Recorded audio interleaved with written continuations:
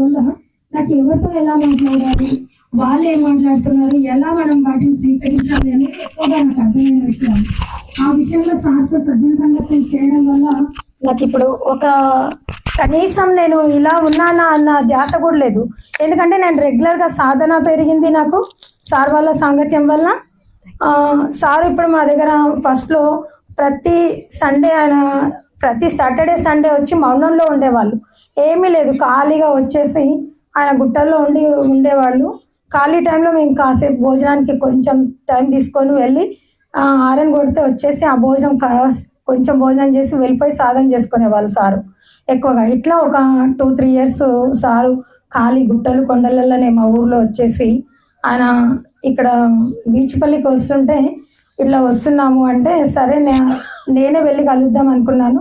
కాదు సార్ కుదరదు అక్కడ రావడం అంటే నాకు ఇబ్బంది, మీరే ఒకసారి రండి అని చెప్పాను సార్కి నేను మా ఊరికి. అలా సారు ఒకసారి రండి అంటే వచ్చేసారు. అక్కడక్కడ చూసి విలేజ్లో మనకి ఎక్కడన్నా ఒక ప్లేస్ ఉంటే కొంచెం సాధన చేసుకోవడానికి బాగుంది అని చెప్పేసి సార్ అడిగారు.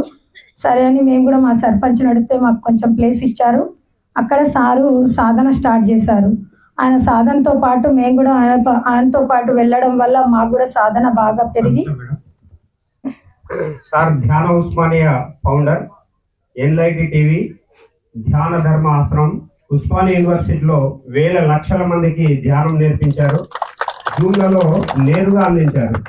మరియు ఎన్లైట్ టీవీ ధ్యానాన్ని జ్ఞానాన్ని అందిస్తున్నారు. మరియు నిజామాపూర్లో తన యొక్క పొలంలో ధ్యాన ధర్మ ఆశ్రమాన్ని నిర్మించి ధ్యాన ప్రచారము ధ్యానము నేర్పిస్తున్నారు. ఇటువంటి వ్యక్తి మన నారాయణపేటకు మన శ్రీపాద వల్లభ ఆ పిరమిడ్ ట్రస్ట్కు రావడం మనం ఎంతో గొప్పగా సార్ని ఆహ్వానించుకుందాం. అందరు చెప్పండి. Thank you. రాము గారిని మేము కూడా ఆహ్వానిస్తున్నాము. ఎందుకంటే మొదటిసారి గురువు మాకు రాము మాస్టరే. ఎందుకంటే మాకు పక్క విలేజ్ రామును మేము ఆంజనేయులు గారు అంటాము. ఫస్ట్ మా ఊర్లో ఫస్ట్ క్లాస్ ధ్యానం క్లాస్ చెప్పింది ఎవరు అంటే రాము మాస్టరే. ఆయన వల్లే మాకు ధ్యానం గురించి బాగా అవగాహనతో క్లాసులు చెప్పేవాళ్ళు. ఎప్పుడు పిలిచినా ఖాళీ చేయకుండా వచ్చారు.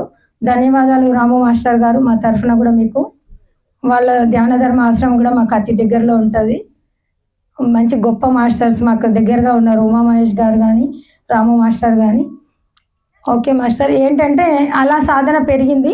అలా అనుకొని మాకు నేచర్లో సారు ఎప్పుడు వచ్చినా మన దగ్గర ఏంటి విశేషం అంటే నేచర్లో ఉండాలి, సైలెంట్గా ఉండాలి, ఫోన్ అలో ఉండదు మా దగ్గర వస్తే. సైలెంట్ వ్యాలీ అని ఒకటి పిరమిడ్ నిర్మాణం జరుగుతూ ఉంది ఇప్పుడు. ఎవ్రీ మంత్ నెలలో 2 సార్లు సైలెంట్గా ఉండడానికి మన దగ్గరికి ఒక 20 మెంబర్స్ లాగా వస్తారు. ముందే రిజిస్ట్రేషన్ చేసుకొని వస్తారు. ఇంతకుముందు అంటే ఖాళీగా వచ్చేవాళ్ళు. అలా వాళ్ళంతా వచ్చేసి మన దగ్గర వాళ్ళు సాధన చేసుకొని వెళ్తున్నారు. పూర్తి మౌనంలో ఉంటారు. సెల్ ఫోన్ హ్యాండ్ ఓవర్ చేయాలి. ఇప్పుడు పిరమిడ్ వర్క్ నడుస్తూ ఉంది. మీరందరూ కూడా కంపల్సరీ మా పిరమిడ్ వ్యాలీ సైలెంట్ వ్యాలీకి వచ్చి సాధన చేసుకొని మీరంతా కూడా హ్యాపీగా ఉండాలని చెప్పి నేను కోరుకుంటున్నాను. అందులో భాగంగా మేము ఇప్పుడే స్టార్ట్ చేసాం కాబట్టి మీరందరూ కూడా అక్కడికి రావాలని చెప్పేసి నేను మీ అందరినీ కోరుకుంటున్నాను master. Okay, thank you master. ఇక్కడ ఉండే మాస్టర్స్ అందరికీ కూడా, ఇక్కడ ఆహ్వానించిన మాస్టర్స్ అందరికీ కూడా thank you master.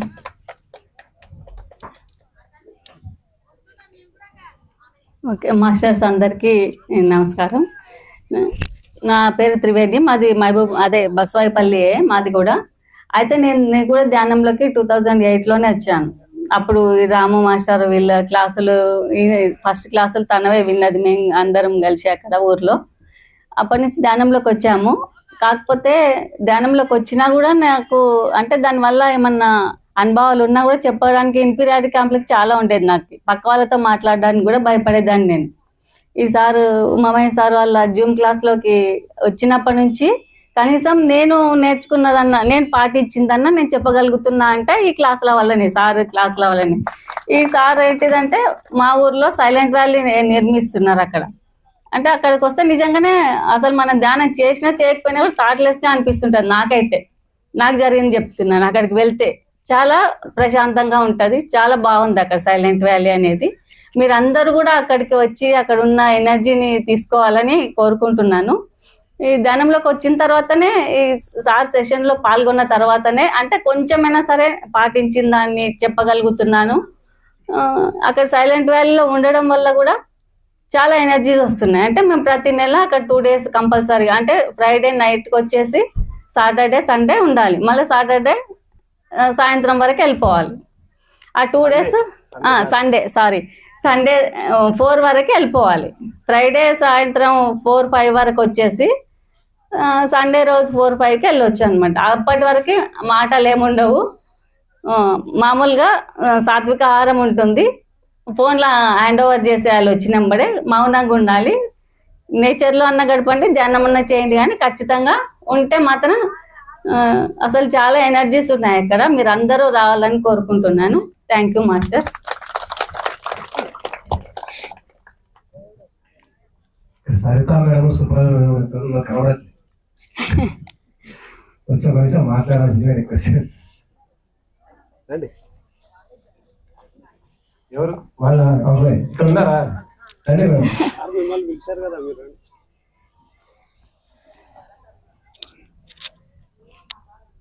Jyothi madam రారా?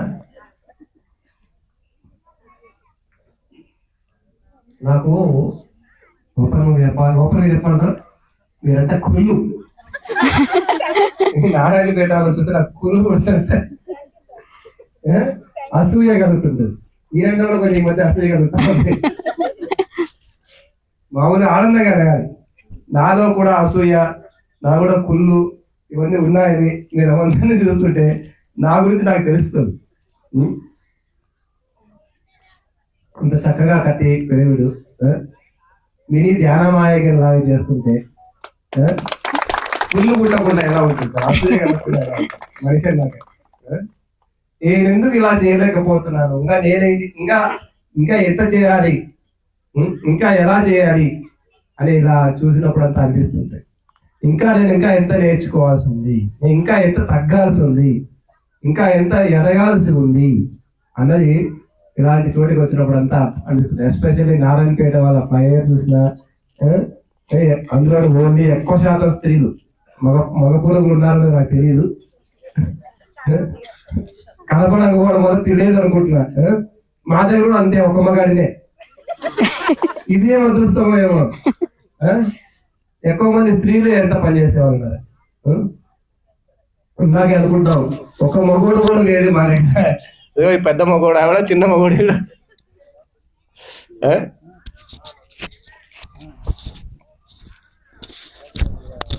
ఇట్లేనా సార్? అక్కడ వీళ్ళు ఓకేనా సార్? వెళ్తున్నారా? Okay, thank you very much.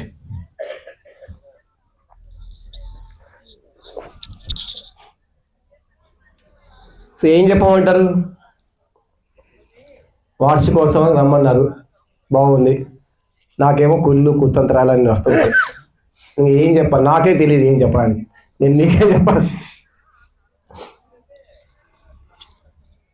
మళ్ళీ కలిసి వస్తా. ఓకే,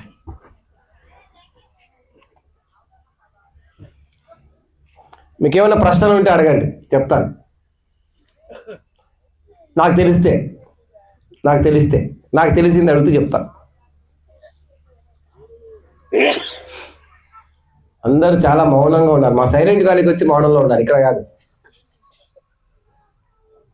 ఎవరికేం క్వశ్చన్స్ లేవా? మైక్ ఇవ్వండి సార్, మైక్ ఇవ్వండి.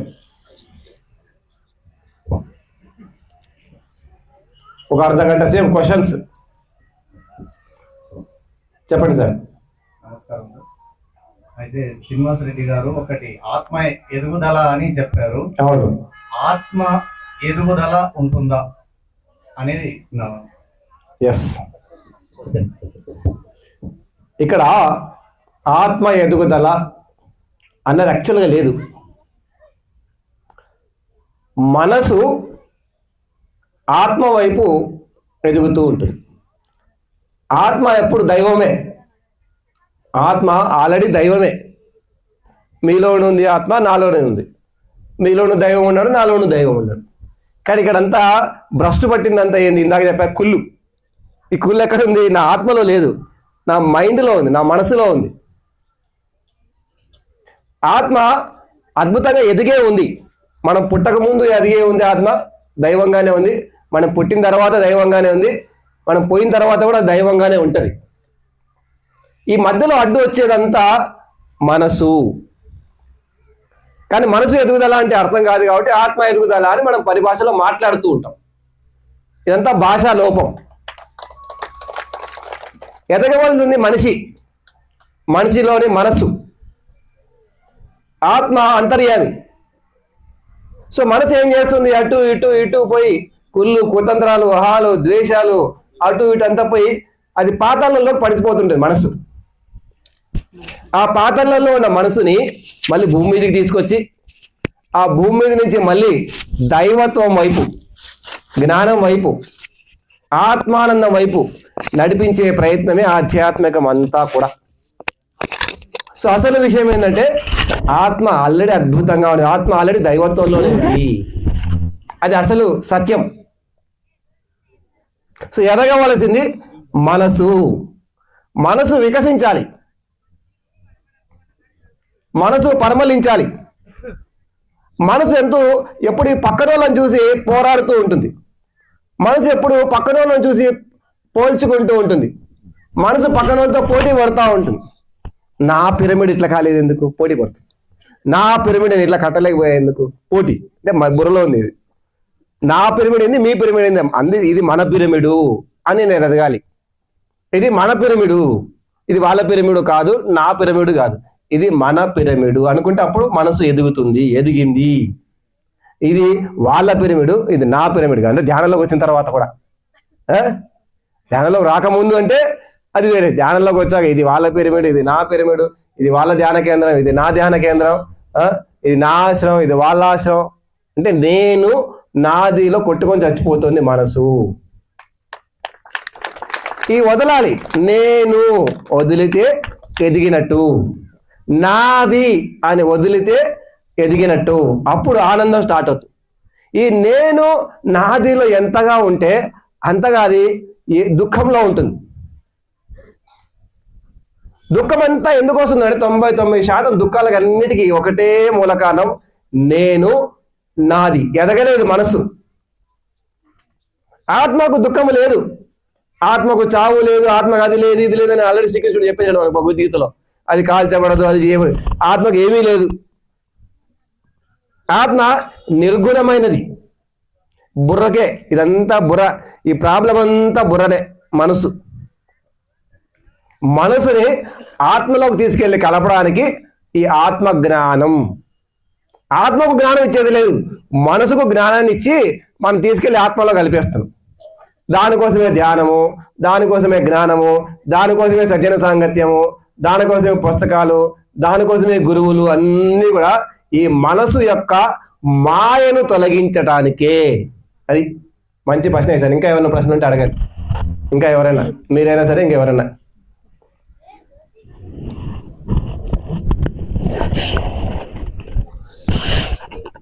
నేను చెప్పుకుంటూ పోవచ్చు, కానీ నా ఇష్టం వచ్చి నేను చెప్తా.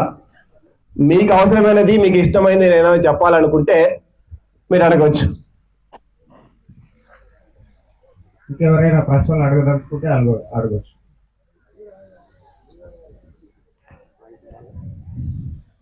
అడగండి. ఎస్,